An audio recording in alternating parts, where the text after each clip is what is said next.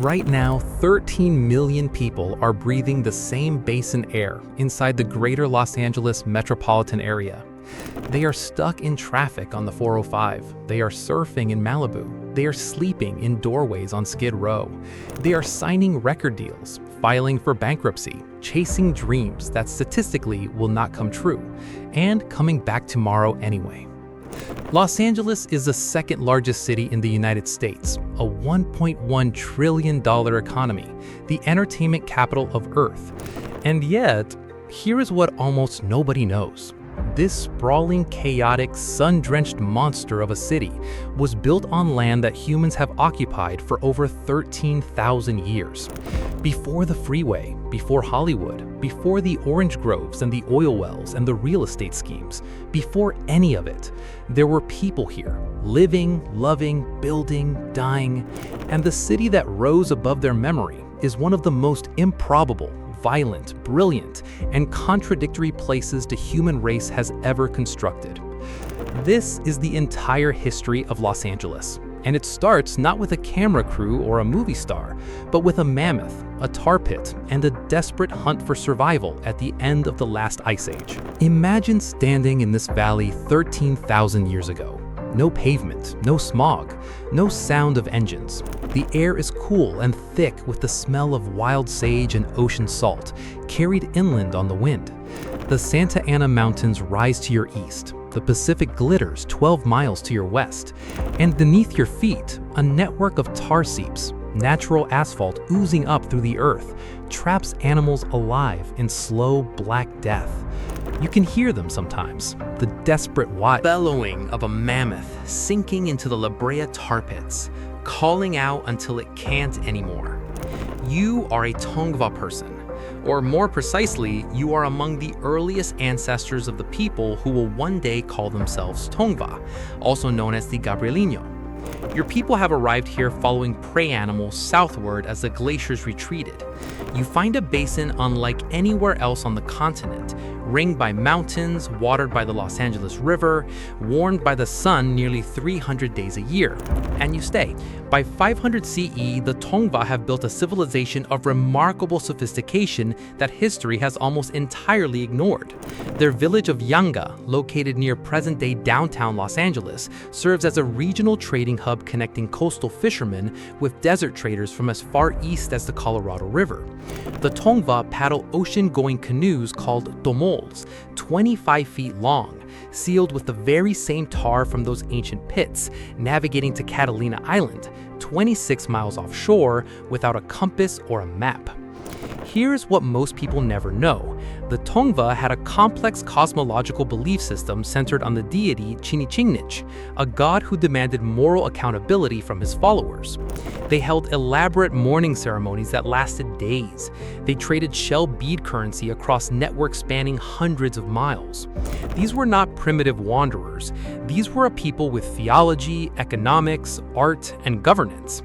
At the moment the first Spanish soldier crests the mountains in 1769, there are an estimated 5,000 Tongva living in this basin. Villages dotting the river, children swimming in the clean, cold water, smoke rising from cooking fires at dusk. In less than 90 years, 90% of them will be gone. It is July 2nd, 1769. You hear them before you see them. The crack of leather, the clink of iron, the low groan of cattle being driven through brush. Gaspar de Portola, a Catalan military officer leading the first Spanish land expedition into Alta California, emerges from the hills with 63 soldiers, 2 Franciscan priests, and a chain of mules carrying enough equipment to build an empire. He is not particularly interested in the valley below him. He is looking for Monterey Bay. But one of his priests, Father Juan Crespi, writes something extraordinary in his diary that night. He describes the Los Angeles River Valley as a very pleasant and spacious place among the trees. He notes the rich soil, the mild weather, the abundance of water. He writes, almost as an aside, that this place has all the qualities needed for a large settlement. Father Crespi had no idea how right he was. 12 years later, on September 4th, 1781, A small caravan of 44 settlers departs from Mission San Gabriel, 9 miles to the northeast, and walks to the banks of the Los Angeles River to found a new town. The governor of Alta California has decreed it. The settlers, recruited from the poorest communities in the Mexican state of Sinaloa, are a strikingly diverse group by the standards of any era. Of the 44 original pobladores of Los Angeles, 26 were of African descent, mixed African and Indigenous heritage. Only 2 were classified as Spanish. The founding population of what would become the second largest city in America was predominantly Black and Indigenous. The new settlement is given a name almost comically long: El Pueblo de Nuestra Señora, la Reina de Los Ángeles del Río de Porciúncula, the town of Our Lady, the Queen of the Angels of the Porciúncula River. Today, people just call it the City of Angels. Music swells briefly, then fades. The Spanish mission system, meanwhile, is systematically dismantling Tongva civilization. Mission San Gabriel, founded in 1771, forces thousands of Tongva into labor under conditions that amount to enslavement. They are baptized, given Spanish names, forbidden from speaking their language. Entire villages are abandoned. Disease, smallpox, measles, syphilis, tears through populations with no biological immunity. The cruelty is not incidental, it is the policy. By 1821, when Mexico wins independence from Spain and California becomes a Mexican territory, the Tongva, as a distinct self-governing people, have been effectively destroyed.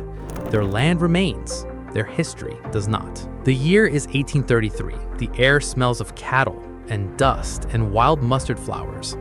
Under Mexican rule, the mission system is secularized. The church loses its land. And in one of the most consequential land transfers in California history, enormous tracts of the Los Angeles basin are handed to private citizens as ranchos. By 1846, 29 massive land grants carved up the region: Rancho La Brea, Rancho Los Cerritos, Rancho San Pedro, single families controlling hundreds of thousands of acres. Life on the ranchos is brutal and beautiful in equal measure. The Californios, Spanish-speaking landed elite, host legendary fiestas lasting 3 days. They race horses down the length of the pueblo. They eat beef in quantities that would shock a modern nutritionist. They build an economy almost entirely on cowhide and tallow, dried cattle skin and fat, which they trade to Yankee ships anchored offshore. The hides are so economically central, they are literally called California banknotes. Here is a counterintuitive fact. In 1840, Los Angeles is a lawless, violent, sun-blasted cow town of fewer than 1,250 people. It has more murders per capita than almost anywhere in North America. Drunken knife fights in the streets, vigilante hangings from pepper trees. American traveler Richard Henry Dana, sailing past in 1835, describes California as a place of idle and thriftless people. He could not have imagined what was coming. Because 400 miles to the north, on January 24, 1848, 9 days before the Treaty of Guadalupe Hidalgo makes California officially American, a carpenter named James Marshall spots something glittering in a mill race at Sutter's Mill: gold, and the world tilts. California becomes American in 1848, and Los Angeles, still a cattle town of 1,600 souls, barely notices. The gold rush transforms San Francisco. Los Angeles sits in the south, hot and dusty, growing slowly on cattle money and real estate speculation. For 20 years, it is essentially forgotten. Then, on September 5, 1876, the first Southern Pacific Railroad locomotive rolls into Los Angeles and changes everything. You are standing at the new depot that day. The crowd around you is screaming. Men are throwing hats. A brass band plays something loud and slightly out of tune. The locomotive sits on the track, breathing steam like a living thing. What you are actually witnessing is not just a train arriving.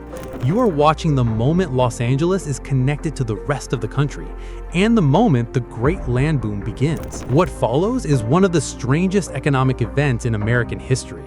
In 1885, a second railroad, the Atchison, Topeka, and Santa Fe, reaches Los Angeles, creating direct competition with the Southern Pacific. The two lines begin slashing fares in a price war that defies belief. The one-way fare from Kansas City to Los Angeles drops from $125 to, brace yourself, $1. The journey that once cost a working man 2 months' wages now costs less than a newspaper. Between 1880 and 1890, the population of Los Angeles explodes from 11,000 to 50,000 people. Speculators subdivide ranchos overnight. New towns are platted in the desert and sold by the lot.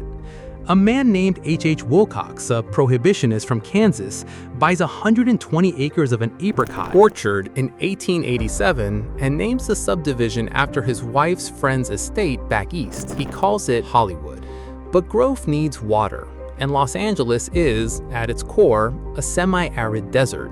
The Los Angeles River cannot sustain a city of this ambition. By 1900, the city's leaders understand something that will shape the next century of California history. If Los Angeles is going to survive, it needs to steal someone else's water. The year is 1905. In a valley 233 miles north of Los Angeles, in the Owens Valley, at the foot of the Sierra Nevada mountains, farmers are irrigating their crops with pristine snowmelt from the highest peaks in the continental United States. They have no idea what is about to happen to them. William Mulholland, Irish immigrant, self-taught engineer, superintendent of the Los Angeles Department of Water and Power, is quietly buying up water rights in the Owens Valley. He is doing it through agents, using false names and deceptive purposes, with the tacit approval of President Theodore Roosevelt and the U.S. Bureau of Reclamation. The farmers of Owens Valley think they are selling to irrigation companies. They are actually selling their future to Los Angeles. On November 5, 1913, a crowd of 30,000 people gathers in the San Fernando Valley to watch water flow through the new Los Angeles aqueduct for the first time. Mulholland stands at the gate. He opens it. Water thunders down the concrete channel. He turns to the crowd and delivers one of the most famous, and in hindsight, most chilling sentences in California history. There it is, take it. The Owens Valley farmers do not take it lying down. Through the 1920s, they dynamite the aqueduct multiple times in what becomes known as the California Water Wars. In 1924, a group of 70 farmers seized the Alabama gates and let the water run into the desert for 4 days as an act of protest. It makes no difference. By 1930, Owens Lake, once 100 square miles of water, is completely dry. A toxic alkali flat that today generates the worst dust pollution in the United States. Los Angeles got its water, and a pattern was established that would define the city forever: growth at any cost. Consequences be damned. Meanwhile, a young industry is arriving in town. In 1910, director D.W. Griffith films in Los Angeles for the first time, drawn by the reliable sunlight, the cheap land, and the proximity to the Mexican border, useful for a quick escape if Edison's film patent lawyers came calling. By 1915, Hollywood has become the film capital of the world. By 1930, the movie industry generates more revenue in Los Angeles than oil, agriculture, and manufacturing combined. The dream machine is running. The Great Depression hits Los Angeles differently than the rest of America. Hundreds of thousands of migrants, Okies fleeing the Dust Bowl, displaced workers from across the Midwest, pour into California looking for the dream they saw on a real estate poster. They find labor camps, squalor, and police checkpoints at the state border. The LAPD actually sends officers to the Arizona border in 1936 to physically turn migrants away. It is called the Bum Blockade, and it is entirely illegal. It operates for 2 months before public outcry ends it. Then comes December 7th, 1941. The Japanese attack on Pearl Harbor reaches Los Angeles in the form of paranoia and racism. On February 19, 1942, President Franklin Roosevelt signs Executive Order 9066. In Los Angeles County alone, over 35,000 Japanese Americans, most of them U.S. citizens, many of them born in this city, are forcibly removed from their homes, their businesses, their lives. They are given 48 hours to report. They can only take what they can carry. Their property, houses, farms, fishing boats, is seized, sold, or simply taken. The neighborhood of Little Tokyo in downtown Los Angeles empties almost overnight. The injustice is breathtaking. It is also almost never mentioned in celebrations of Los Angeles history. After the war, Los Angeles enters its most explosive era of physical transformation. The freeway system, beginning with the Arroyo Seco Parkway in 1940, begins to sprawl across the basin with a logic that seems rational on a map and catastrophic in practice. By 1960, over 500 miles of freeway are either complete or under construction. Entire neighborhoods are bulldozed for concrete interchanges. Chavez Ravine, a tight-knit Mexican-American community of 1,800 families in the hills above downtown, is cleared in 1950 under eminent domain, ostensibly for public housing. The housing is never built.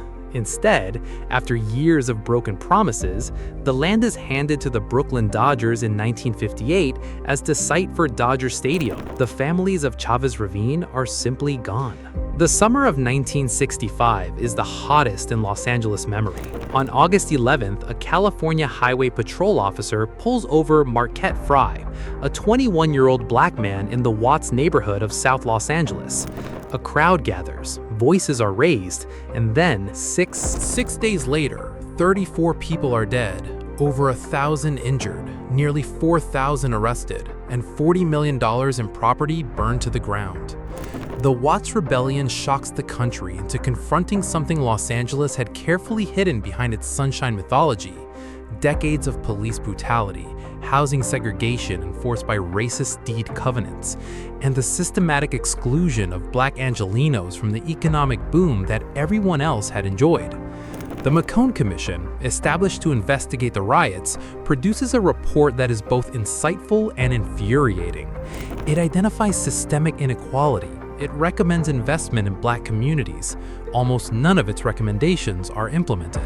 27 years later, on April 29, 1992, 4 LAPD officers are acquitted in the beating of Rodney King, a beating captured on amateur video and broadcast around the world. Within hours, Los Angeles erupts again. The 1992 Los Angeles Uprising becomes the deadliest urban civil unrest in American history since the 1863 New York draft riots. 63 people are killed, 2,383 are injured, over 12,000 are arrested. Estimated property damage exceeds $1 billion. The National Guard deploys in the streets of an American city again. Los Angeles looks into its mirror and sees a city that has never resolved what it actually is. On January 17, 1994, at 4:30 in the morning, the Earth itself moves.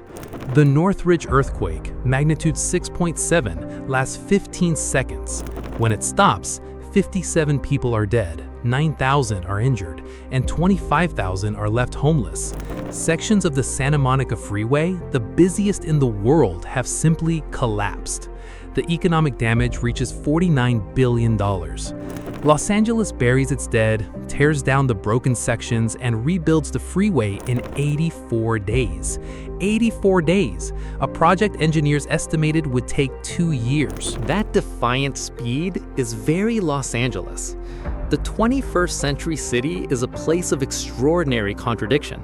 It is home to more museums than any city in the United States, over 300. It has the largest urban park in the country in Griffith Park.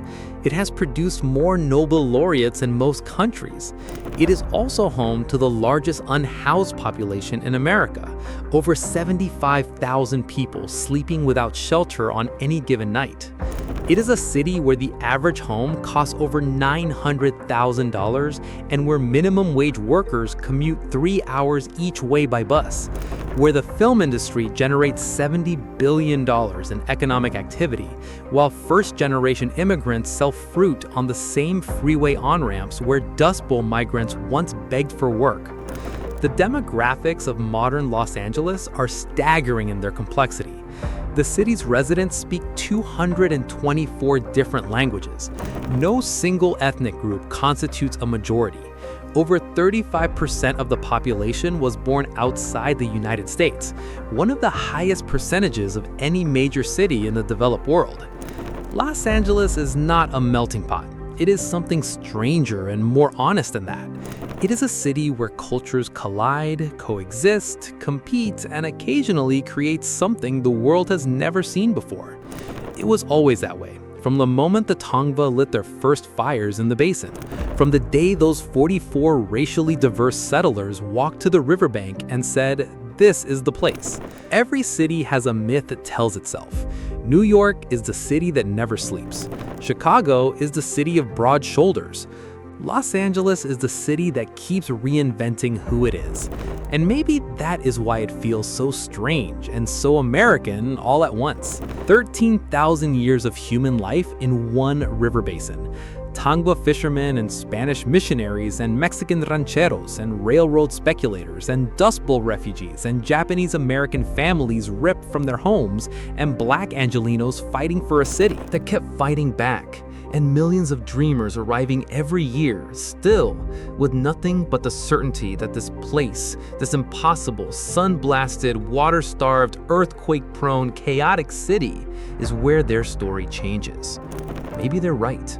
If this video made you see Los Angeles differently or made you think about the city you live in differently, let me know in the comments. I read every single one. And if you want more deep dives into the cities and civilizations that shaped our world, subscribe. The next one is already being built.